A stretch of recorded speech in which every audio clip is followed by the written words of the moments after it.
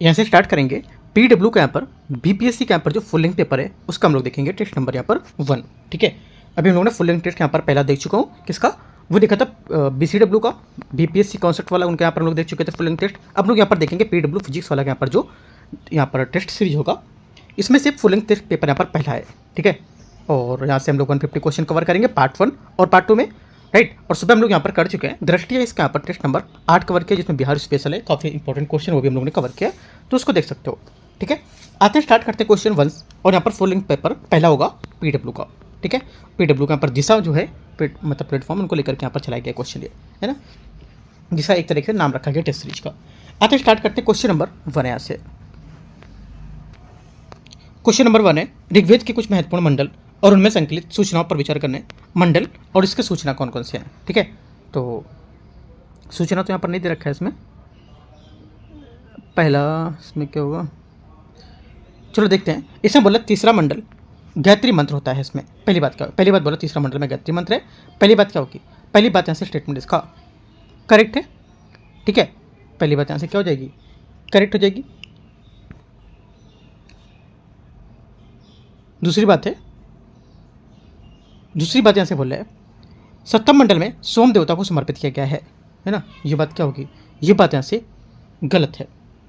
सप्तम मंडल यहाँ पर सोम देवता को, तो ये बात इसकी गलत हो जाएगी, क्योंकि यहाँ पर जो सप्तम मंडल है इसमें 9 मंडल जो था उसको पूरी तरह से सोम में किया गया था ना, इस वजह से गलत होगा। 9 मंडल यहाँ पर दशराज को, तो गलत है, क्योंकि 9 मंडल यहाँ पर सोम देवता को था, और 10वां मंडल वर्ण व्यवस्था था, ये बात क्या होगी, ये बात करेक्ट है, क्योंकि 10वें मंडल में पुरुष सूक्त के पहली बार 4 वर्णों की चर्चा की गई थी। आंसर क्या होगा, 1 और 4 इसका सही आंसर होगा, ए नंबर। क्वेश्चन नंबर 2 है, सूची को सूची 2 को मैच करने, पुस्तक और यहाँ पर इसके लेखक कौन है। ठीक है, पुस्तक लेखक इनमें से कौन है बताना है। देखो पहले यहाँ पर क्या होगा, पहला हो जाएगा अष्टाध्यायी। अष्टाध्यायी के लेखक कौन है, पाणिनि। ठीक है, 4 मृच्छकटिकम, मृच्छकटिकम आपका सूत्रक हो जाएगा। उसके बाद आपका नैष धचरित्र हो जाएगा जो आपका ये श्रीहर्ष, और किरातार्जुनीयम भारती, किसका सही आंसर होगा, करेक्ट आंसर क्या होगा, करेक्ट आंसर यहाँ से मैच हो रहा है वो बी, यहाँ से सही बात है। क्वेश्चन नंबर 3 है, सल्तनतकालीन प्रशासन के संबंध में विचार करना है। ठीक है, इनमें कौन से यहाँ पर सही नहीं है, सल्तनत काल के बारे में कौन सी बात सही नहीं है। आंसर हो जाएगा दीवान अर्ज न्याय विभाग को लेकर के, ये बात यहाँ से गलत है, क्योंकि सल्तनत का जो है दिल्ली सल्तनत में विजारत का अर्थ यहाँ पर मुख्य मंत्रालय वजीर विभाग होता था, जो प्राय वित्तीय प्रशासन से जुड़ा था, और कुछ संदर्भ में इसे दीवान ए विजारत या दीवान कुल के यहाँ पर कहा गया था, जो वित्त विभाग था, और ये युग्म सही माना सकता है। आंसर क्या होगा, ए करेक्ट है, मतलब यहाँ पर एक बात इसकी सी नंबर की करेक्ट है। क्वेश्चन नंबर 4 है, क्वेश्चन नंबर 4 है, गुप्तकालीन प्रशासन जो है उसमें उसके संबंध में विचार करना है। पहला, महासंधि विग्रही, वह विदेशी मंत्री था और राजा और सैन्य विभाग के साथ निकट सहयोग में काम करता था। ठीक है, पहला क्या होगा, महासंधि विग्रही के बारे में ये बात क्या होगी, पहली बात करेक्ट है, बात सही है। सेकंड बात है, दंडपासिक क्या होता था, वह पुलिस विभाग का अधीक्षक होता था, और पुलिस बल के साधारण सदस्यों को चट से भट कहा जाता था। पहली बात भी सही है, दूसरी बात भी सही है।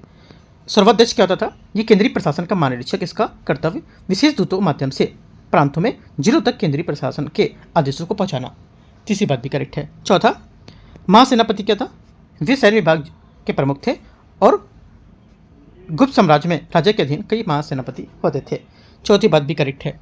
क्वेश्चन 4 का 1 2 3 4 सभी बातें करेक्ट हैं, डी। क्वेश्चन नंबर 5 है, गुहिलोटो सिसोदिया, राठौर और कछुआ के संबंध में विचार करना है। गुहिलोटो ने चित्तौड़ को अपनी राजधानी बनाकर मेवाड़ प्रशासन किया, पहली बात। 5वीं का पहला स्टेटमेंट यहाँ से क्या होगा, ये करेक्ट है। सेकंड, राठौर वंश के सवाई जय सिंह मुगलों के अधीन एक उच्च पदस्थ कुलीन थे, सेकंड बात गलत होगी, क्योंकि सवाई जय सिंह कछवाहा वंश के आमेर जयपुर के शासक थे, न कि राठौर वंश के। कछवाहा के मान सिंह अकबर के एक विश्वसनीय सेनापति थे, तीसरी बात क्या होगी, करेक्ट है। चौथी, सिसोदिया वंश महाराणा प्रताप के हल्दी घाटी युद्ध में अकबर के विरुद्ध लड़ा था, ये बात करेक्ट है। 5वीं बात, कछुआ ने जसवंत सिंह एक खगोल शास्त्री भी थे, कछुआ के जसवंत सिंह एक खगोल शास्त्री भी थे, चौथी बात यहाँ पर सही थी। 5वीं बात गलत है, क्योंकि यहाँ पर जसवंत सिंह मारवाड़ जोधपुर के राठौर वंश के शासक थे, और कछुआ वंश के सवाई जय सिंह नृत्य प्रसिद्ध थे, ये गलत हो जाएगी। आंसर बात क्या होगी इसकी, 1 3 है ना, और 4 करेक्ट है। 1 3 4 पाँचवा बी। क्वेश्चन नंबर 5 हो गया। 6 नंबर आते हैं। इसमें बोला बौद्ध और जैन धर्म के संबंध में विचार करना है। दोनों ही वैदिक धर्म के विरोधी थे। पहली बात क्या होगा, छठे का पहला स्टेटमेंट यहाँ से जो देगा, ये छठे का पहला स्टेटमेंट क्या होगा, करेक्ट है ना। छठे का पहला स्टेटमेंट यहाँ से सही हो जाएगा। सेकेंड बात है, दोनों अहिंसा का समर्थन करते थे। दोनों धर्म वर्ण व्यवस्था और जाति भेदभाव को नकारते थे। ये बात भी करेक्ट है, राइट। चौथी बात है, दोनों धर्मों ने आत्मा की अवधारणा को नकारा था। ये बात गलत है, क्योंकि दोनों धर्मों ने आत्मा की अवधारणा को नकारा। बात गलत हो जाएगी, क्योंकि बौद्ध धर्म ने अनात्मावाद, अनात्मा जिसको बोलते थे, अर्थात स्थायी आत्मा का अस्तित्व नहीं मानता था, जबकि जैन धर्म में आत्मा जीव का अस्तित्व मानता है। इस प्रकार ये दोनों कथन यहाँ पर, मतलब ऊपर के 3 कथन सही है, चौथी बात गलत हो जाएगी। 1 2 3 छठे का आंसर है। क्वेश्चन नंबर 7 है, हड़प्पा वासियों की शव दफनाने की प्रथाओं के संबंध में विचार करना है। हड़प्पा वासी 3 प्रकार के समाधान का पालन या प्रथा का पालन करते थे, और पूर्ण समाधान आंशिक समाधान का समाधान था। पहली बात क्या होगी, 7वें का करेक्ट है। सेकंड, वे मृतकों को उत्तर से दक्षिण दिशा में रखते थे, और अक्सर उनके साथ मिट्टी के बर्तन और आभूषण जैसे कब्र सामान भी रखे जाते थे। सेकंड भी सही होगा। तीसरी बात है, लोथल जैसे हड़प्पा स्थलों पर संयुक्त समाधान के स्थल पाए गए थे। तीनों बातें यहाँ से सही है। आंसर बी 1 2 और 3 इसका करेक्ट आंसर होगा। क्वेश्चन नंबर 8 है, नीचे दिए गए पर अभिकथन कारण है, देखते हैं। अशोक ने कलिंग को मौर्य साम्राज्य में मिला लिया था। पहली बात, 8वें का पहला करेक्ट है, ठीक है, क्योंकि यहाँ पर ऐतिहासिक साक्ष्यों में के अनुसार मौर्य सम्राट अशोक ने अपने राज्याभिषेक में 8वें वर्ष में कलिंग, वर्तमान ओडिशा जो क्षेत्र है, उस पर विजय प्राप्त करके मौर्य साम्राज्य को अंग बना लिया था। पहली बात सही है। सेकेंड बात है, कलिंग दक्षिण भारत में भूमि एवं समुद्री मार्गों पर नियंत्रण रखता था। सेकेंड बात भी करेक्ट है। दोनों बातें सही है। आंसर ए करेक्ट है 8वें का। क्वेश्चन नंबर 9 नंबर है, बिहार में नवपाषाण सांस्कृतिक के विभिन्न पुरातात्विक स्थलों को उनके संबंध जिलों के दर्शन के संदर्भ के साथ क्या बताना है। कौन सा यहाँ पर सही नहीं कर रहा है। देखो यहाँ से जो सही नहीं है 9वें का करेक्ट आंसर हो जाएगा ये ताराडी नालंदा। ये बात गलत है, क्योंकि ताराडी बोध गया में होगा, है ना, ये बात गलत हो जाएगी। क्वेश्चन नंबर 10, प्राचीन भारत में निम्नलिखित में से कौन सा नगर कभी भी मगध की राजधानी नहीं रहा था। इनमें से कौन नहीं रहा था। चंपा यहाँ पर मगध की राजधानी कभी नहीं, क्योंकि चंपा ये अंग जनपद की राजधानी थी, और बिंबिसार के समय मगध ने अंग को जीतकर अपने राज्य में मिला लिया था, और यहाँ पर इसे चंपा कभी भी यहाँ पर मगध साम्राज्य की राजधानी नहीं रही है, ठीक है। आगे आते क्वेश्चन 11, शेरशाह सूरी के संबंध में निम्नलिखित कथनों पर विचार करना है। पहली बात है, उन्होंने चौसा के युद्ध में 1539 में हुमायूं को हराया था। पहली बात क्या होगी, 11वें का पहला स्टेटमेंट यहाँ से क्या होगा, ये करेक्ट है। सेकंड बात है, उन्होंने रुपया नामक चांदी के सिक्के की शुरुआत की थी। 11वें का सेकंड स्टेटमेंट ये भी करेक्ट होगा। उनकी समाधि बिहार के सासाराम में स्थित है। तीसरी बात भी करेक्ट है। तीनों बातें सही है। आंसर यहाँ से सी 1 2 3 डी।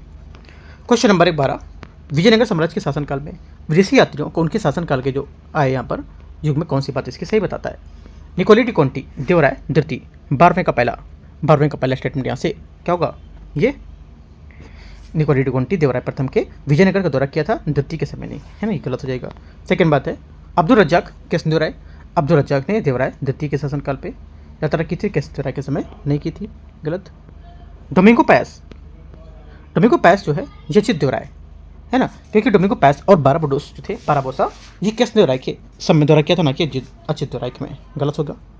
नुनेज अच्युत देवराय, ये बात भी क्या हो जाएगी, गलत, क्योंकि अच्युत देवराय के काल में विजयनगर का दौरा किया था। अच्छा, ये बात करेक्ट है ना, चौथी वाली करेक्ट है, क्योंकि नुनेज ने अच्युत देवराय के काल में विजयनगर का दौरा किया था।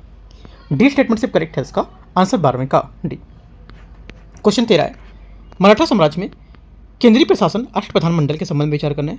पेशवा प्रधानमंत्री, ठीक है। 13 का पहला स्टेटमेंट यहाँ से क्या होगा, ये प्रधानमंत्री, तो बात करेक्ट है। अमात्य क्या होता था, वित्त मंत्री होता था, ये बात भी ऐसे करेक्ट हो जाएगी, ठीक है। अमात्य वित्त मंत्री, अमात्य या मजूमदार बोल सकते थे इसको। अगला है सुमंत, ये गृह मंत्री। सुमंत यहाँ पर गृह मंत्री नहीं होते हैं, क्योंकि सुमंत या दबीर जो होते थे ये विदेश मंत्री जो शासकों के साथ संबंध रखते थे अपना।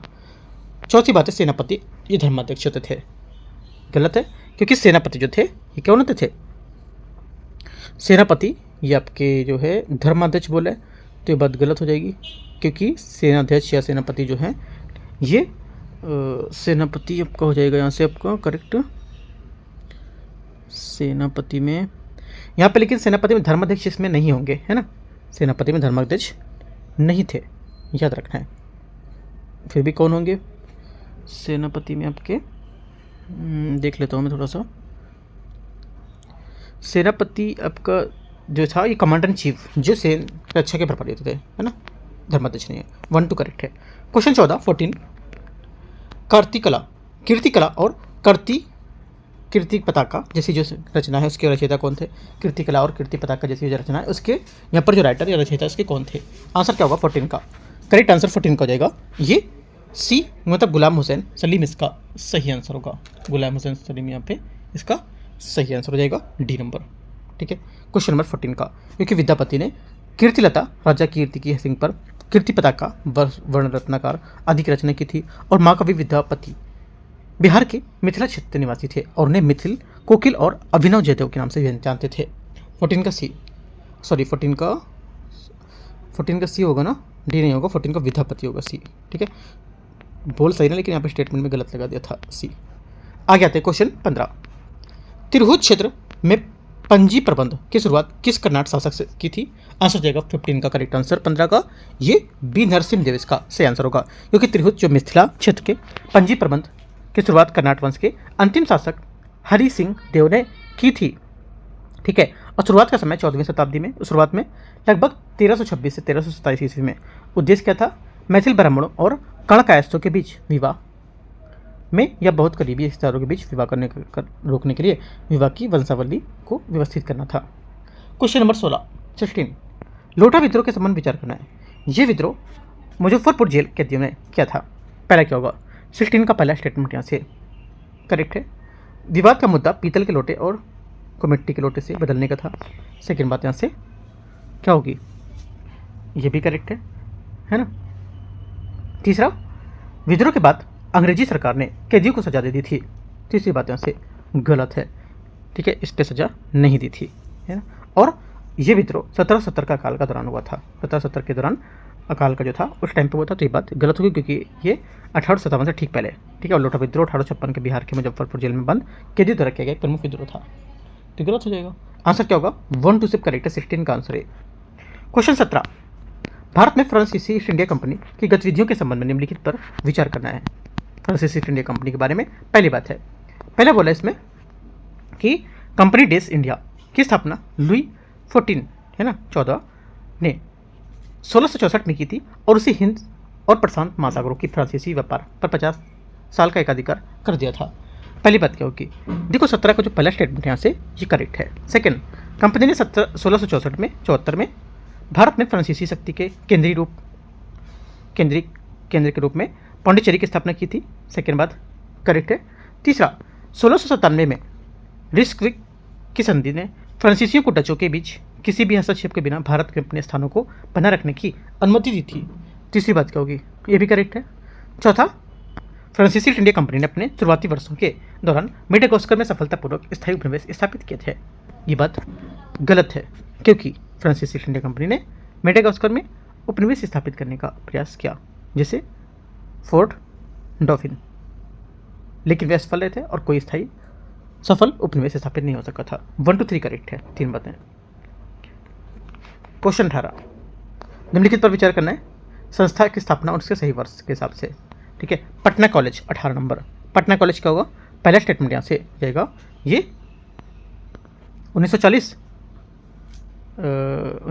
नहीं, पटना कॉलेज की स्थापना 1963 में हुई थी ना, 1963 में 1863 ठीक है। और ये बिहार में उच्च शिक्षा का सबसे पुराना संस्थान है। Prince of Wales medical college, जिसे आप पटना मेडिकल कॉलेज या हॉस्पिटल के नाम से जानते हैं, इस स्थापना 1925 में हुई थी, राइट। और बिहार विद्यापीठ की स्थापना महात्मा गांधी ने 1921 में की थी। कब की थी? 1921 में। और Bihar school of engineering national institute technology Patna की स्थापना 1900 में हुई थी। अगला, पटना वीमेन कॉलेज बचा 1940। करेक्ट आंसर 18 में क्या हो जाएगा? मैच मैंने कराई दिया, लेकिन आप फिर भी यहाँ से बी नंबर में देख सकते हो। क्वेश्चन नंबर 19 है, सत्यशोधक समाज के संबंध में विचार करना है। इनका मुख्य उद्देश्य ब्राह्मणवादी प्रभुत्व को चुनौती देना और निचली जातियों की समानता को बढ़ावा देना था। 19 का पहला स्टेटमेंट यहाँ से क्या होगा? ये करेक्ट है। इसे महिलाओं और निचली जातियों के लिए क्या जो सर्वांगीण शिक्षा दिशा में काम किया। सेकेंड बात क्या होगी? सेकेंड बात यहाँ से ये भी सही है। तीसरी बात है, समाज ने अस्पृश्यता के विचार में एक आवश्यक सामाजिक प्रथा के रूप में बढ़ावा दिया था। तीसरी बात यहाँ से गलत होगी, क्योंकि सशोधक समाज ने अस्पृश्यता को कभी भी व्यापक और आवश्यक प्रथा को लेकर के रूप में नहीं बढ़ावा दिया था, बल्कि उसका कड़ा विरोध किया और समाज में अस्पृश्यता उन्मूलन, सभी जातियों के समान अधिकारों की वकालत की थी। आंसर क्या होगा? 1 2 करेक्ट है। तीसरी बात गलत है, 2 बातें सही है ना, याद रखना है आपको। आंसर 2 स्टेटमेंट इसके करेक्ट है। क्वेश्चन आगे आते हैं 20 नंबर। 1917 में महात्मा गांधी ने एक आंदोलन का नेतृत्व किया था जिसे भारतीय राष्ट्रीय आंदोलन का उनकी पहली बड़ी भागीदारी को चिन्हित करता था। इस आंदोलन का उद्देश्य दमनकारी जो नीति थी उसके नील उत्पादकों की शिकायतों का समाधान करना था। ठीक है, उसके बारे में कथन, चंपारण सत्याग्रह भारत में गांधी का पहला बड़ा जन आंदोलन था। पहली बात क्या होगी? 20 का पहला स्टेटमेंट यहाँ से ये करेक्ट है। सेकेंड बात है, इस आंदोलन का उद्देश्य नील उत्पादकों के सामने आने वाली समस्याओं का समाधान करना था। सेकेंड बात क्या है? सेकेंड बात भी सही, क्योंकि यहाँ पर यह आंदोलन विशेष रूप से नील किसानों के शोषण, तिनकठिया प्रथा है ना आदि के खिलाफ था, जिसमें ब्रिटिश नील उत्पादक किसानों का जबरन खेती नील की उगाने को मजबूर करते थे। दोनों बातें सही, आंसर बी। व्याख्या भी कर रहे हैं। 21 है, 1919 में बिहार में और ओडिशा में लागू प्राथमिक शिक्षा अधिनियम किस आयु के बच्चों के लिए अनिवार्य शिक्षा पारित कर दी गई थी? 21 का करेक्ट आंसर क्या होगा? 21 का सही आंसर हो जाएगा ये 6 से 10 वर्ष के लिए। ठीक है, 6 से 10 वर्ष के बच्चों के लिए शिक्षा अनिवार्य कर दी गई थी और इस अधिनियम का मुख्य उद्देश्य प्राथमिक शिक्षा का विस्तार करना और अधिक से अधिक बच्चों को शिक्षा के मुख्य धारा में जोड़ना था। ठीक है, और नए विकल्प में यहाँ पर अन्य विकल्प जो थे 5 7 3 5 4 8 और इस अधिनियम के अंतर्गत नहीं आते थे 6 से 10 वर्ष। आगे आते क्वेश्चन नंबर 22। भारत में पहली बार स्थापित निम्नलिखित प्रकार के उद्योगों में मिलों के कालक्रम को अनुसार यहाँ पर व्यवस्थित करना है। देखते हैं 22वें को। पहली बात है पहली कपास मिल 22, पहली कपास मिल 1854 में बम्बई में। ठीक है, सेकेंड बात है पहली जूट मिल 1855 में रिसड़ा बंगाल। ठीक है, पहली कागज मिल आपकी जो थी 1870 में बल्ली कोलकाता के पास, और पहला इस्पात संयंत्र ये 1907। करेक्ट आंसर क्या होगा? 22वें का जो सही आंसर हो जाएगा यहाँ से ये क्या होगा? 22वें का सही आंसर आपका सी यहाँ से करेक्ट होगा। A1 B2 C3 D4 ऐसा, मतलब सामने सामने सब सी से मैच करेंगे। ठीक है, आगे आते हैं क्वेश्चन 23। कांग्रेस में किस भारतीय संविधान ने प्रथम बार जो उदारवादी थे उसकी सुरक्षा वाले सिद्धांत का प्रयोग करने को लेकर आक्षेप लगाया था? आंसर क्या होगा? 23 का करेक्ट आंसर हो जाएगा यहाँ से, यहाँ सही आंसर ये बी लाला लाजपत राय इसका सही आंसर है। ठीक है, लाला लाजपत राय इसका करेक्ट आंसर होगा। आगे आते क्वेश्चन नंबर 24। 1917 में गठित चंपारण कृषि समिति की सिफारिशों के आधार पर कार्ड प्रणाली के संबंध में विचार करना है। पहली बात यहाँ से पहला बोला है इस कमेटी के तिनकठिया प्रणाली को पूरी तरह से समाप्त करने की सिफारिश की थी। 24 का पहला स्टेटमेंट यहाँ से क्या होगा? करेक्ट है। सेकेंड, कमेटी ने सिफारिश की थी कि जमींदारों या बागान मालिकों को रैयत द्वारा अवैध रूप से वसूली गई धनराशि का 50% हिस्सा उन्हें वापस किया जाएगा। सेकेंड गलत है, क्योंकि कमेटी का सिफारिश करते हुए समझौते के अनुसार जमींदारों बागानों को मालिकों को वसूली की राशि का 25% हिस्सा ही वापस करना था, 50% नहीं करना था। तीसरी बात है महात्मा गांधी इस कमेटी के सदस्यों में से एक थे और उन्होंने रैयतों का प्रतिनिधित्व किया था। 1 और 3 करेक्ट है। आंसर 24 का क्या होगा? 24 का 1 और 3 सही है ना, तो बी। 25 नंबर है निम्नलिखित में से कौन सी एक यहाँ पर सम्मिलित नहीं कर रहा है? व्यक्ति और असंबद्धता को लेकर के, संबद्धता को लेकर के कौन यहाँ पर सम्मिलित नहीं कर रहा है? आंसर 25 का क्या होगा? 25वें का करेक्ट आंसर हो जाएगा ऐसे ये जेम्स ऑगस्टस सिक्की कलकत्ता क्रॉनिकल। ये बात क्या है? गलत है ना? क्यों? क्योंकि जेम्स ऑगस्टस सिक्की ने जो भारत का पहला अंग्रेजी समाचार बंगाल गजट, ना कि कलकत्ता क्रॉनिकल। ठीक है, ये बात गलत होगी। 25 का आंसर क्या होगा? ए। 26 नंबर है सुभाष चंद्र बोस के जीवन में जुड़ी निम्नलिखित में से घटनाओं को कालक्रम के अनुसार पहले से बाद के बाद में बताना है आपको। ठीक है, कौन सी पहले कौन सी बाद में है। 26 में पहली बात यहाँ से पहले आपका आएगा क्या? हरिपुरा अधिवेशन। पहले क्या आएगा? हरिपुरा अधिवेशन 1938 यहाँ पे लिखा हुआ है। ठीक है, हरिपुरा अधिवेशन सेकंड नंबर आपका पहले आ जाएगा। ठीक है, उसके बाद आपका आएगा तीसरा नंबर ब्रिटिश नजरबंदी से पलायन, ग्रेट एस्केप। ये कब हुआ था? जनवरी 1941, राइट। उसके बाद आपका जो पहला स्टेटमेंट आएगा वो यहाँ पे हो जाएगा सिंगापुर में स्थायी सरकार का गठन। ठीक है, तो आंसर क्या होगा? स्थायी सरकार का गठन 1943 1943। करेक्ट आंसर 213 बी यहाँ से सही आंसर होगा। आगे आते हैं। आगे क्वेश्चन है क्वेश्चन नंबर 27। भारत की आज़ादी के समय इंग्लैंड का प्रधानमंत्री कौन था? करेक्ट आंसर 27 का क्या होगा? 27 का बी क्लेमेंट एटली यहाँ से सही आंसर हो जाएगा। क्लेमेंट एटली 27 का सही आंसर होगा। 28 आते हैं भारत में विभाजन की ऐतिहासिक प्रक्रिया के संबंध में विचार करने। 28 पहली बात, भारतीय स्वतंत्रता अधिनियम 1947 ने भारत के विभाजन को कानूनी रूप से प्रदान किया था और 2 नए स्वतंत्र राष्ट्रों भारत पाकिस्तान के निर्माण की घोषणा की थी। 28 का पहला स्टेटमेंट यहाँ से करेक्ट है। सेकेंड बात है, भारत सरकार अधिनियम 1935 ने प्रांतों में द्वैध शासन को समाप्त करके संघीय ढांचे की परिकल्पना की थी, जिसे बाद में विभाजन के कारण लागू नहीं किया जा सका था। सेकेंड बात क्या होगी? सेकेंड बात भी करेक्ट है। तीसरा यहाँ से, भारत सरकार ने 1919 में पहली बार केंद्र और प्रांत में विषय का स्पष्ट विभाजन किया था। तीसरी बात करेक्ट है। सभी बातें यहाँ से सही है। 28 का आंसर डी। 29 नंबर 29, बिहार में स्वराज दल की स्थापना किसने की थी? 29 बताओ, ये किसने की थी? आंसर हो जाएगा करेक्ट यहाँ से ए श्री कृष्ण सिंह इसका आंसर होगा। श्री कृष्ण सिंह स्वराज दल की एक शाखा की स्थापना की थी बिहार में। इसका गठन फरवरी 1923 में हुआ था, ठीक है। और श्री नारायण प्रसाद इसके पहले अध्यक्ष और अब्दुल बारी इसके सचिव थे। 29 का ए करेक्ट है। क्वेश्चन 30 निम्नलिखित घटनाओं पर विचार करना है तथा इन्हें सही कालक्रम के अनुसार व्यवस्थित करना है। 30 नंबर पहली बात है। 30 का पहला बोला है क्रिप्स मिशन, कैबिनेट मिशन, ठीक है। और क्या था? और था आपके यहाँ से क्रिप्स, कैबिनेट और शिमला और वेवेल। तो करेक्ट आंसर क्या होगा? देखो करेक्ट आंसर यहाँ से हो जाएगा मेरा 30 का सी यहाँ से आंसर होगा। पहला तो आएगा आपका क्रिप्स मिशन, ठीक है। उसके बाद आपका आएगा चौथा, पहला, उसके बाद चौथा वेवेल योजना, ठीक है। उसके बाद तीसरा आपका शिमला सम्मेलन और उसके बाद आपका दूसरा आएगा यहाँ से कैबिनेट मिशन, ठीक है।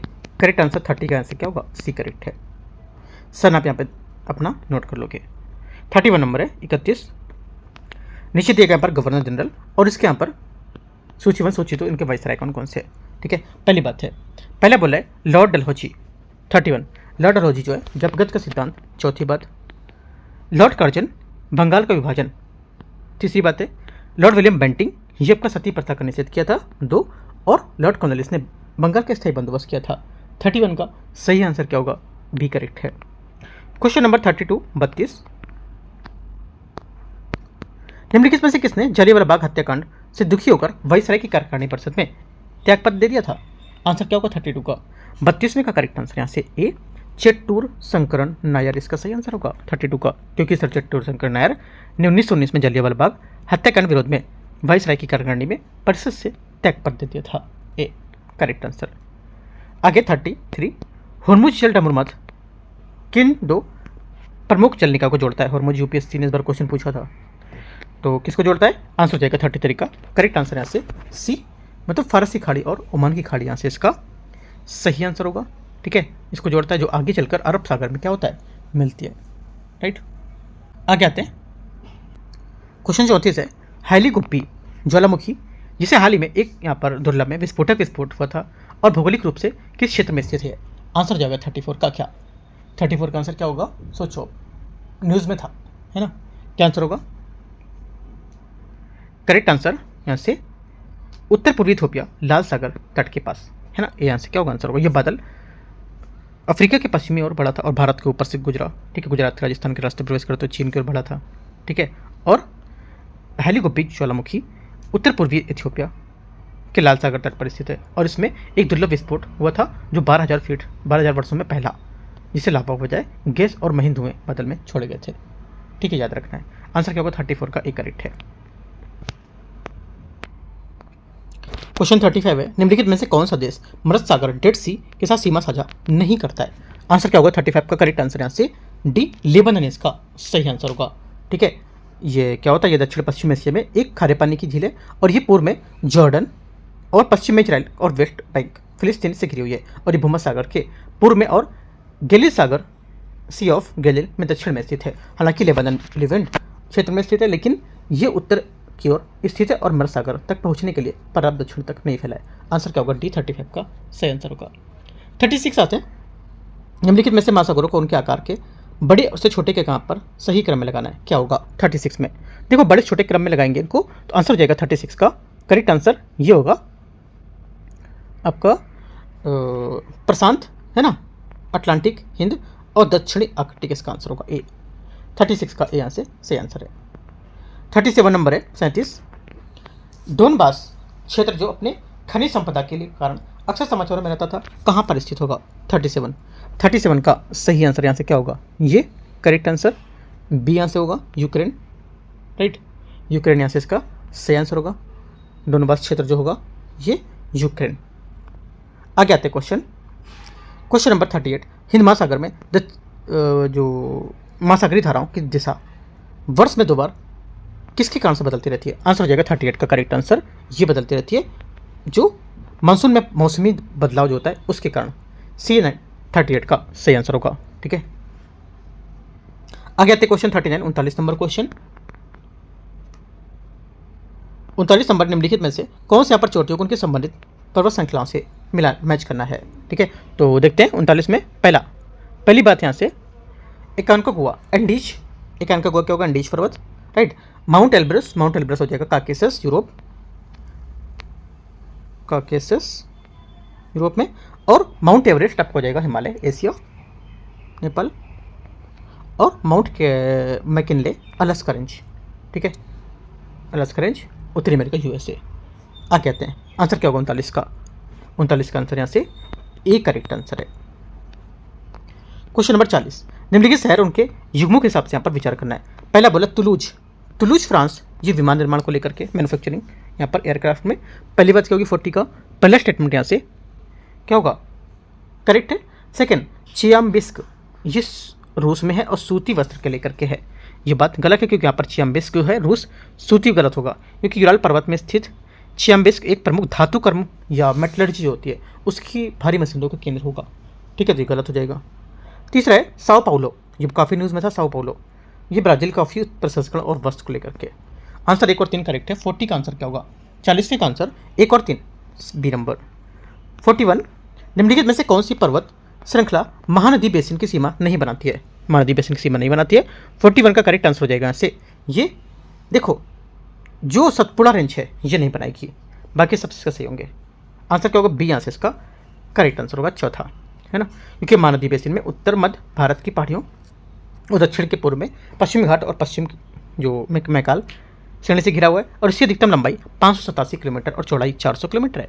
महानदी बेसिन का विस्तार छत्तीसगढ़ और उड़ीसा में है और इसके छोटे हिस्से में झारखंड, महाराष्ट्र और मध्य प्रदेश भी शामिल हैं। आंसर क्या होगा 41 का बी करेक्ट है। 42 आते हैं 42 केबुल लमजो नेशनल पार्क के बारे में विचार करना है, जो दुनिया का एकमात्र तैरता हुआ नेशनल पार्क है, किस झील के समय संबंधित रखता है, ये किस झील से संबंधित है। आंसर 42 का करेक्ट हो जाएगा, ये संबंधित है लोकटक झील मणिपुर, ठीक है, और इम्फाल मणिपुर से लगभग कितना किलोमीटर दूर है 53 किलोमीटर दूर है और ये दुनिया का एकमात्र तैरता हुआ नेशनल पार्क है, ठीक है। और इस क्षेत्र की मीठे पानी की झील लोकटक झील जो है ये इस पर 40 वर्ग किलोमीटर फैला हुआ एरिया है, ठीक है। और यहाँ मुख्य रूप से संघाई जो हिरन है वो जहाँ पे देखने की प्रजाति मिलती है इसकी। आगे आते हैं और इसमें 3 पहाड़ियाँ भी हैं, पाबोट, टोया और चिंग जाओ, ये सब नोट कर लो। आगे आते question 43 number question 43 number question है, इसमें बोले भारत में निम्नलिखित में से कौन से स्थान रणनीतिक कच्चे तेल भंडार की सुविधाओं को लेकर के मेजबानी करते हैं इसकी। आंसर क्या होगा देखो आंसर जो 43 का हो जाएगा करेक्ट यहाँ से ये हो जाएगा ए यहाँ से करेक्ट है। एक तो विशाखापट्टनम, दूसरा आपका जो पादुर लिखा है ये करेक्ट होगा, ठीक है, 2 यहाँ से बातें इसकी करेक्ट हैं, राइट। आगे आते 1 और 3 ए नंबर। क्वेश्चन नंबर 44 है 44 नंबर। भारत की माउंटेन रेलवे, ठीक है, the mountain railway of India जो कि यूनेस्को की विश्व धरोहर रेल लाइन है उसमें, ये कहाँ पर है, कांगड़ा घाटी रेलवे, ये जम्मू कश्मीर को लेकर या नीलगिरी माउंटेन रेलवे कहाँ पर होगी। आंसर 44 का सी करेक्ट है, कांगड़ा घाटी रेलवे कहाँ पर, हिमाचल है ना। और यहाँ पर 1999-2008 के बीच यहाँ पर यूनेस्को विश्व धरोहर को लेकर यहाँ पर इसमें शामिल किया गया था। और पश्चिम बंगाल उत्तर पूर्व भारत में हिमालय तलहटी को लेकर दार्जिलिंग हिमालयन रेलवे और नीलगिरी माउंटेन रेलवे जो तमिलनाडु में, और हिमाचल प्रदेश का उत्तर पश्चिम भारत में हिमालय की तलहटी में कालका शिमला रेलवे जिसका क्षेत्रफल 79 हेक्टेयर है। काफ़ी अच्छा है ना। कालका से शिमला के अगर जाओगे इसमें तो यहाँ पे जो इसका रेल लाइन है, मतलब अंग्रेज टाइप में, अंग्रेज के ज़माने के टाइम पे यहाँ पर ऐसा बिल्कुल दिखाया गया है, राइट। तो देखने को मिलेगा आपको यहाँ पे। और कांगड़ा घाटी रेलवे जम्मू और कश्मीर, जो जम्मू श्रीनगर है रेलवे, इसको विश्व रेल लाइन का हिस्सा नहीं मानता है, ध्यान रखना है। तो आंसर क्या होगा यहाँ से? करेक्ट आंसर यहाँ से 44 का सी करेक्ट है। एक और दो होगा ना, 44 में 1 और 2। हाँ, कांगड़ा घाटी इसमें क्या होगा? नहीं आएगा, राइट। दार्जिलिंग, ये कांगड़ा भी आना चाहिए ना, 1 2 3 होगा, आना चाहिए 3 आंसर होगा, बी यहाँ से आंसर होगा, राइट। 44 में मिसेस में दे तो सी रहा है, क्योंकि दार्जिलिंग हो गया, हिमालयन रेलवे, नीलगिरी हो गया, और कालका शिमला, हिमाचल का कालका शिमला होगा रेलवे। अच्छा, कांगड़ा इसमें नहीं होगा, है ना, कांगड़ा नहीं होगा इसमें होना चाहिए था कालका शिमला रेलवे होना चाहिए था। कालका शिमला होता तो यहाँ पे चल जाता, लेकिन कांगड़ा घाटी रेलवे नहीं होगा, ये बात गलत है। तो 1 2 इसका करेक्ट होगा आंसर, ठीक है, ध्यान रखना है। 1 2 ही इसका करेक्ट है, सी नंबर, राइट। आगे आते हैं क्वेश्चन। अगर यहाँ पर इसी जगह दे रहता कालका शिमला तो यहाँ पर हो सकता था इसका, ठीक है। आगे आते हैं क्वेश्चन नंबर 45। मयूर पक्षी जो परियोजना है किन 2 राज्यों से संयुक्त उद्यम होगी? इसका करेक्ट आंसर क्या होगा 45 का? डी यहाँ से आंसर है, पश्चिम बंगाल और झारखंड इसका सही आंसर होगा, ठीक है। मयूर पक्षी परियोजना पश्चिम बंगाल और झारखंड के बीच एक सहयोगात्मक पहल जो वर्ष 1985 में पूर्ण हुई थी, राइट।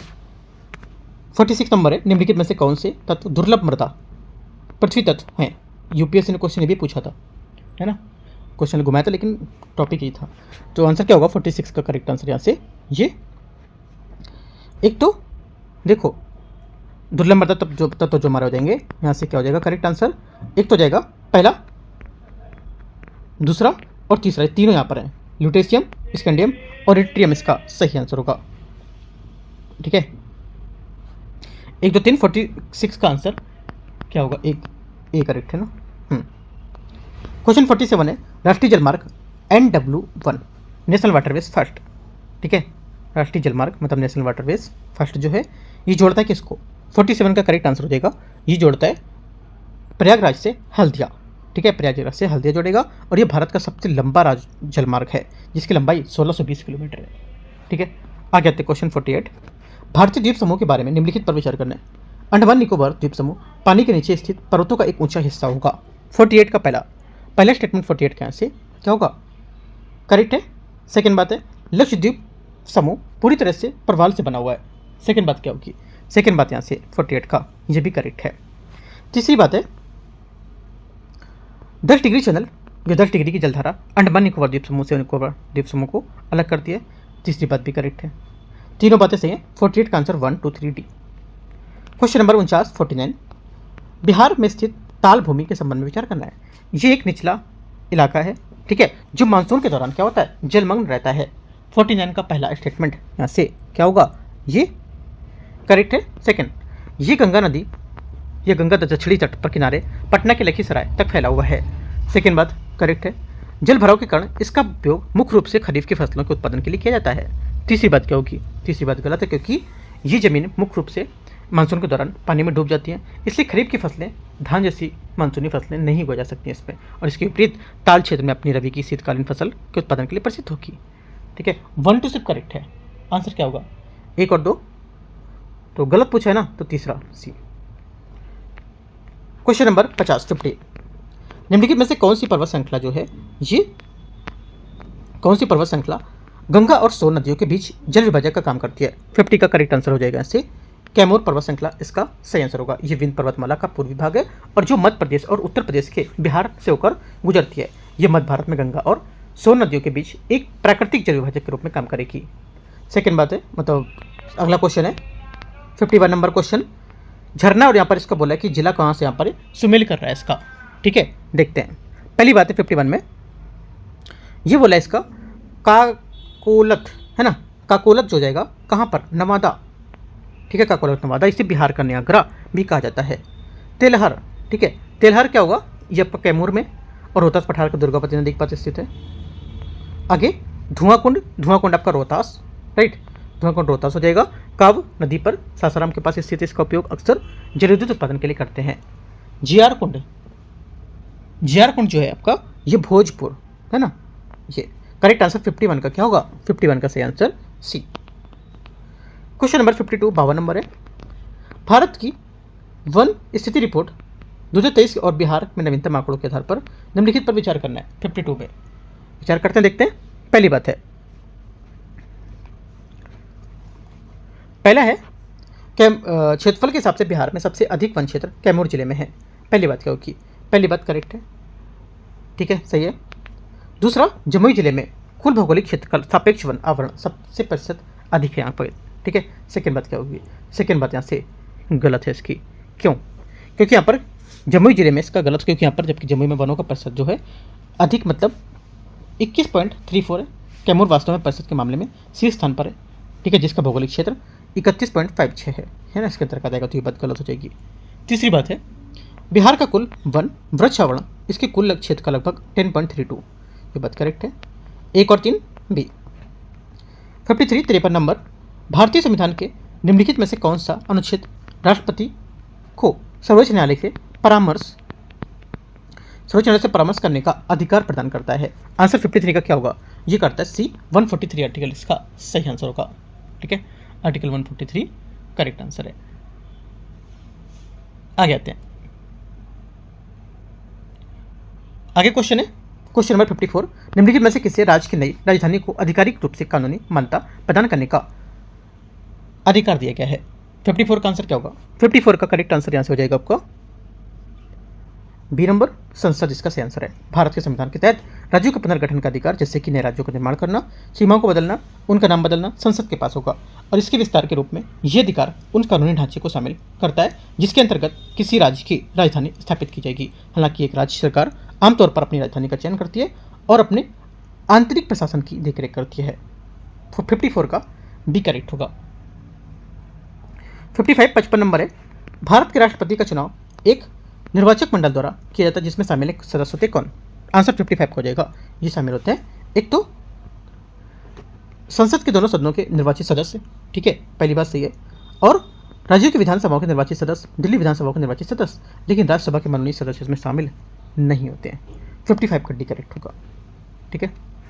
56 नंबर है, निम्नलिखित में से कौन सा राज्य भारत के संविधान के अनुच्छेद 371 और उसके उपभागों में अंतर्गत विशेष प्रावधान को शामिल नहीं करता है? ये शामिल नहीं है। आंसर क्या होगा? 56 का करेक्ट आंसर हो जाएगा मध्य प्रदेश, इसका सही आंसर होगा, ठीक है। आगे आते हैं क्वेश्चन 57 नंबर, भारतीय प्रतिस्पर्धा आयोग CCI के संबंध में कौन सा कथन यहाँ पर इसमें क्या होगा? ये सही है। पहली बात है, भारतीय प्रतिस्पर्धा आयोग एक अध्यक्ष और 2 सदस्यों पर काम करता है। पहली बात क्या होगी? पहली बात यहाँ से स्टेटमेंट इसका गलत है। क्यों? क्योंकि भारतीय प्रतिस्पर्धा आयोग CCI की संरचना जो है जिसमें क्या होता है, अध्यक्ष और केंद्र सरकार द्वारा नियुक्त यहाँ पर 6 सदस्य भी होते हैं, ठीक है, 2 सदस्य नहीं होते हैं। गलत हो गया। सेकेंड बात है, इसका गठन प्रतिस्पर्धा अधिनियम 2002 के संशोधन के माध्यम से लागू किए गए प्रावधानों के बाद किया गया था। सेकेंड बात यहाँ से क्या होगी? करेक्ट है। CCI के पास सिविल कोर्ट के समान शक्तियाँ होती हैं, ये बात करेक्ट है। 2 और 3 सही है। आंसर यहाँ से डी। क्वेश्चन 58 भारत में निम्नलिखित में से किस राज्य ने धर्मांतरण को विनियमित करने का कानून पारित नहीं किया? आंसर क्या होगा? 58 का सही आंसर यहाँ से हो जाएगा, करेक्ट होगा क्या? बी नंबर करेक्ट है, पंजाब। 2017 से भारत के 9 राज्यों में धर्मांतरण को विनियमित करने वाले जो कानून होंगे वो पारित किए जाएंगे। बी यहाँ से क्या होगा? इसका सही आंसर होगा। 59 नंबर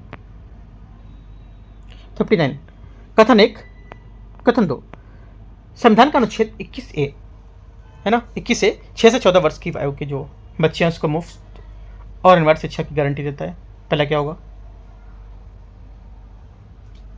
पहली बात जो 59 है इसका यहाँ से क्या होगा? करेक्ट है, सही बात है। सेकेंड बात है, ये गारंटी बच्चों के निःशुल्क और अनिवार्य शिक्षा के अधिकार अधिनियम 2009 के RT अधिनियम के तहत साकार की गई है। ये बात भी क्या हो जाएगी? करेक्ट हो जाएगी। दोनों बातें यहाँ पर सही है, उसकी व्याख्या भी कर रहा है। ए नंबर।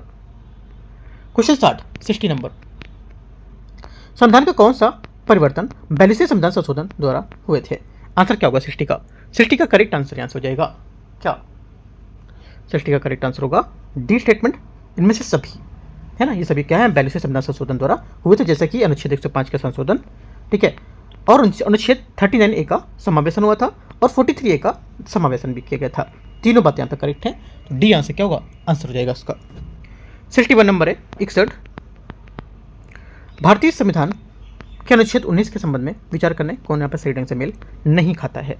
मेल नहीं खाता की बात कर रहा है ना, कौन नहीं खाता मेल, तो आंसर हो जाएगा 61 का बी स्टेटमेंट यहाँ से मेल नहीं खाता, क्योंकि 19 जी भारतीय भूभाग के किसी भी भाग में निवास करना बस जाना होगा, ये बात गलत है, ठीक है, क्योंकि भारतीय संविधान का 19 जो है आर्टिकल 19 अभिव्यक्ति की स्वतंत्रता, ठीक है, और आदि से संबंधित जो अधिकार होते हैं उसके संरक्षण का प्रावधान करता है, और सभी नागरिकों को अधिकार होता है कि बोलना और अभिव्यक्ति की स्वतंत्रता, ठीक है, भारत में संपूर्ण प्रमुख भूभाग में स्वतंत्र रूप से घूमने की, भारत में किसी भाग में निवास करने का ये सब होगा, लेकिन ये बात गलत हो जाएगी, बी नंबर। आगे आते हैं क्वेश्चन 62, वंदे मातरम जो है गाने बजाने के लिए सूचीबद्ध प्रोटोकॉल के संबंध में विचार करना है। जब राष्ट्रगान को और राष्ट्रीय गीत गाए या बजाए जाते हैं तो राष्ट्रगान पहले गाया या बजाया जाएगा, पहली बात क्या है। 62 का देखो पहली जो बात है इसकी, ये क्या होगी, ये करेक्ट है, सही बात है। सेकंड बात है, राष्ट्रगीत के 6 राष्ट्रगीत जो है 6 छंदों में किन्हीं 2 छंदों को गाया या बजाया जा सकता है। सेकंड बात क्या होगी, सेकंड बात यहाँ से गलत है, सेकंड बात गलत है यहाँ से, क्योंकि राष्ट्रगान से पहले गीत में सभी 6 छंद गाए या बजाए जाएंगे, ना कि इनमें से सिर्फ 2, है ना, गलत हो जाएगी बात ये। तीसरी बात है, जब भी राष्ट्रीय गीत का आधिकारिक संस्करण गाया जाएगा या बजाया जाएगा तो श्रोताओं को सावधान मुद्रा में खड़े होना चाहिए, एकदम सही बात है।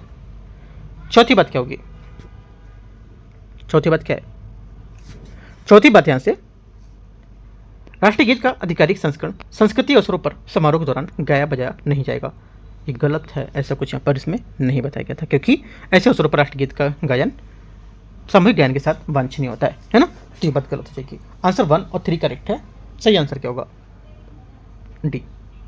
क्वेश्चन नंबर 63, ऋण से जीडीपी के अनुपात के संबंध में विचार करना है। ऋण से जीडीपी अनुपात एक ऐसा मापक है जो किसी देश के सार्वजनिक ऋण की तुलना में उसके सकल घरेलू उत्पाद से जीडीपी, मतलब सकल घरेलू उत्पाद जीडीपी से करता है। पहला क्या होगा, 63 का पहला स्टेटमेंट यहाँ से क्या होगा, सही हो जाएगा, सही है। सेकेंड बात, केंद्र सरकार ने अनुमान लगाया कि मार्च 2031 तक ऋण से जीडीपी अनुपात घटकर 50+1 मतलब 51 हो सकता है या 49 हो सकता है ना, यह 49 हो जाएगा। सेकेंड बात क्या है, सेकेंड बात भी करेक्ट है। तीसरी बात क्या होगी, वास्तविक जीडीपी वृद्धि ऋण से जीडीपी से अनुपात का आधार बनती है। तीसरी बात यहाँ से गलत है, क्योंकि इसके अतिरिक्त 8वें वेतन आयोग के लागू होने के बाद वित्तीय दायित्व में होने वाली संभावित वृद्धि भी इस अनुपात को प्रभावित करेगी, तीसरी बात गलत हो जाएगी। 1 2 करेक्ट है।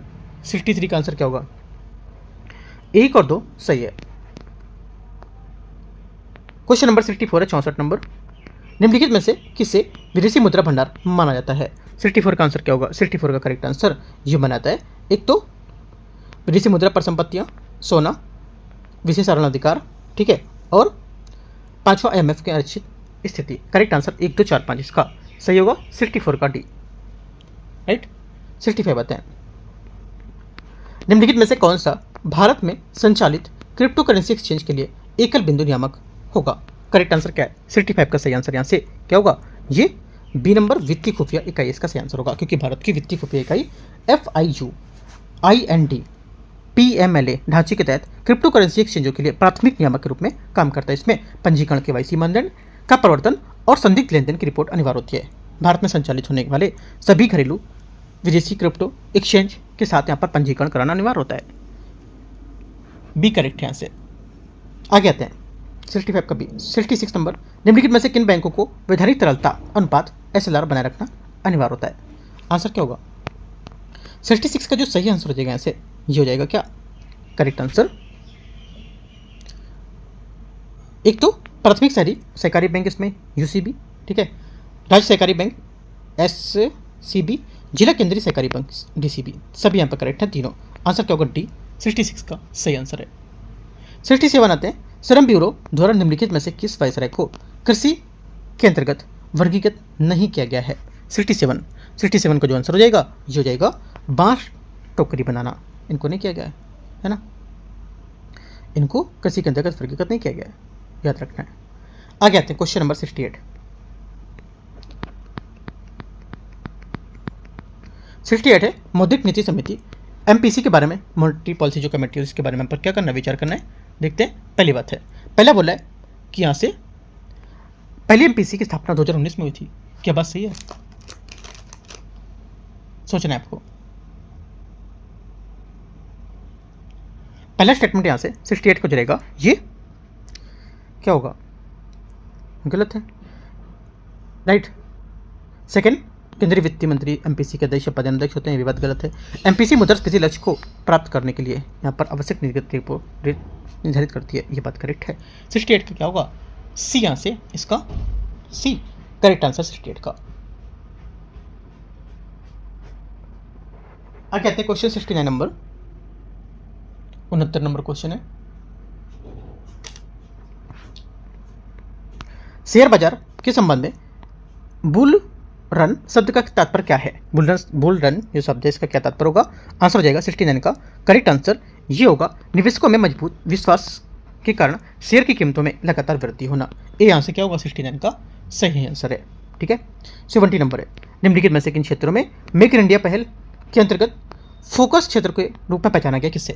आंसर क्या होगा? 70 का सही आंसर हो जाएगा यहाँ पर, यह पहचाना गया किससे? ये एक तो यहाँ पर व्यापार करने की सुगमता में लागत के सुधार करना, ठीक है। उसके बाद सेकंड बात जो आपकी हो जाएगी यहाँ से, ये हो जाएगी कि भविष्य के लिए तैयार कार्यबल का निर्माण होना, ये बात भी करेक्ट है। तीसरी बात है इसकी कि जो प्रौद्योगिकी है उसकी उपलब्धता होना। तीनों बातें करेक्ट हैं। आंसर क्या होगा? आंसर यहाँ से इसका 1, 2 और 3 सभी करेक्ट है। B number. 71 है, बिहार बजट 2026-27 के संबंध में विचार करना है। कुल बजट परिव्यय जो है आपका 3,47,589.76 करोड़ होने का अनुमान है। पहली बात क्या होगा? देखो 71 का जो पहला स्टेटमेंट है ये करेक्ट है। सेकंड बात, राज्य ने 5 वर्षों में पहली बार राजस्व घाटे का अनुमान लगाया है। सेकंड बात क्या होगी? सेकंड बात भी गलत हो जाएगी, करेक्ट नहीं है, क्योंकि बिहार ने परंपरागत रूप से राजस्व में अधिशेष रहता है और 26-27 का बजट भी इसी प्रवृत्ति को जारी रखते हुए 1143 करोड़ का राजस्व को लेकर अनुमान लगाया था, ना कि घाटे का। गलत हो जाएगी बात। तीसरी बात है, तीसरा स्टेटमेंट यहां से, राजकोषीय घाटे का लक्ष्य सकल घरेलू उत्पाद जीडीपी का 2.99% होगा, करेक्ट है। Answer 13 B. 72 72 नंबर क्वेश्चन, प्रति व्यक्ति आय के संबंध में 7 निश्चय 3 रोड मैप का प्राथमिक उद्देश्य क्या है? इसका जो प्राथमिक उद्देश्य है 72 का, करेक्ट आंसर क्या होगा? करेक्ट आंसर यहाँ से सी नंबर, मतलब आय को दुगना करना है ना, सी यहाँ से करेक्ट होगा, क्योंकि यहाँ पर बिहार सरकार ने 7 निश्चय भाग 3 2025 से 30 योजनाएं इसको आक्रामक आर्थिक विकास लक्ष्यों पर आधारित केंद्रित किया है, ठीक है। और पिछले वर्ष के संस्करण बुनियादी ढांचे और बुनियादी सुविधाओं को लेकर के, जैसे बिजली पानी, उस पर ध्यान केंद्रित किया गया था। और भाग 3 राज्य की आय, राष्ट्रीय आय और उसकी अर्थव्यवस्था के बीच कई खाई पाटने को लेकर काम भी किया था। सी यहाँ से आंसर करेक्ट होगा। 73 बिहार का तीसरा चिड़ियाघर कहाँ विकसित किया जा रहा है? करेक्ट आंसर 73 का हो जाएगा, ये विकसित किया जा रहा है गया, है ना, बिहार का गया में जीरिका पर नया चिड़ियाघर स्थापित करने को लेकर सैद्धांतिक मंजूरी दे दी गई है। और नए चिड़ियाघर परियोजना प्रस्तावित चिड़ियाघर गया डोपी सड़क के किनारे जमारी के पास स्थित है और इसका उद्देश्य होगा कि वन्यजीव संरक्षण प्रयास को बढ़ावा देना और क्षेत्र में पर्यटन संरचना को सुधार करना। आगे आते हैं, क्वेश्चन 74 है 74, 2025-26 में सर्वेक्षण के अनुसार बिहार में वर्तमान में प्रति ऊर्जा खपत कितनी है? 74 का करेक्ट आंसर हो जाएगा, ये खपत है ये 374 किलोवाट घंटा, इसका सही आंसर है 74 का, ठीक है। 75 है, 75 बोला है, इकाइयों अंतर्राष्ट्रीय प्रणाली के संबंध में विचार करना है। एसआई प्रणाली में 7 आधारभूत इकाइयाँ हैं, जिसमें पदार्थ की मात्रा, मोल और ज्योति तीव्रता के लिए घंटा शामिल की गई है। पहली बात क्या है? पहली बात सही है। सेकेंड बात है इसकी समतल कोण, रेडियल कोण, ठोस और स्टेरेडियन के लिए इकाइयों की व्युत्पन्न इकाइयाँ जो होती हैं ये मनाता है और उनकी लंबाई विशिष्ट आपस में आयाम होते हैं, ठीक है। सेकेंड बात क्या होगी? सेकेंड बात यहाँ से इसकी गलत है, क्योंकि एसआई प्रणाली समतल कोणों में रेडियन और ठोस कोणों के लिए स्टेरेडियन को परिभाषित करती है, लेकिन ये दोनों विमाहीन राशियाँ हैं, इनकी लंबाई जैसा कोई आयाम इसमें नहीं होता है, ठीक है। सिर्फ 1 करेक्ट है। आगे देखते हैं और क्या स्टेटमेंट, तीसरा स्टेटमेंट इसमें नहीं है, तो आंसर क्या हो जाएगा? आंसर हो जाएगा आपका यहाँ से, तीसरा स्टेटमेंट नहीं है ना, तो 1 करेक्ट है और सिर्फ 1 ही करेक्ट होगा ये। 76 नंबर है, तरंगों की विशेषताओं के संबंध में विचार करना है। तरंगों की विशेषताओं के बारे में विचार करना है। ये एक अनुदैर्ध्य तरंग के माध्यम से घटक तरंग संचरण की दिशा में लंबवत दोलन करती है। पहली बात क्या होगी, 76 का पहला स्टेटमेंट यहाँ से जो रहेगा ये गलत है। क्यों? क्योंकि एक तरंग और अंधेर तरंग जो होती है इसके माध्यम से घटक तरंग संचरण की दिशा में समानांतर दोलन करती है, जैसे ध्वनि तरंगे है ना, अनुप्रस्थ तरंगे में वे संचलन की दिशा लंबवत की दोलन करेंगी। सेकंड बात है, पहला गलत हो गया। एक स्टील की छड़ अनुप्रस्थ और तरंगदैर्घ्य, अनुप्रस्थ और अनुदैर्घ्य दोनों तरंगों को प्रसारित कर सकती है, जबकि एक तरल केवल अनुदैर्घ्य तरंगों को ही बनाए रख सकती है। सेकंड सही है।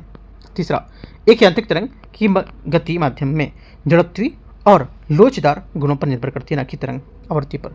तीसरी बात यहाँ से करेक्ट है। आंसर 2 और 3 सही है ना, 2 और 3 सही, तो बी यहाँ से क्या होगा, 76 का करेक्ट आंसर होगा बी। तो इस टाइप से हम लोग यहाँ पर आज 76 ही क्वेश्चन करेंगे और कल करेंगे हम लोग 77 से 150 क्वेश्चन तक हम लोग कवर करेंगे। तो इस टाइप से हम लोग सुबह और अभी मिलाकर के 150 क्वेश्चन कवर कर चुके हैं। ठीक है, 150 क्वेश्चन, जैसे कि आपका बिहार स्पेशल को लेकर के दृष्टि का टेस्ट 8 और पीडब्ल्यू का टेस्ट यहाँ पर पहला फुल लेंथ 75 क्वेश्चन इसके, और करीब आधे क्वेश्चन इसके किए थे, तो करीब 150 क्वेश्चन यहाँ पर पूरे हो गए हम लोगों ने कर लिए। और इनको क्या करना है, आपको डीप में जाकर के इन सभी के टॉपिक वाइज यहाँ पर बहुत अच्छे से चीज़ों को कवर करना है। तो आपका टेस्ट ऐसे डीप में टॉपिक करते रहोगे तो और अच्छे से यहाँ पर जो सब्जेक्ट आप कर रहे हो वो आपका अच्छे होते चलेंगे, है ना। आपको यहाँ पर रिविजन करते रहोगे इन चीज़ों को टेस्ट के साथ साथ। बट ये देखो, सबको इन क्वेश्चनों को डिपेंड नहीं रहना है, इन क्वेश्चन के जो टॉपिक आ रहे हैं उन टॉपिकों पे आपको डिपेंड रहना है। ठीक है, तो इसे करना है आपको। एंड करते हैं इसको। All the best, thank you.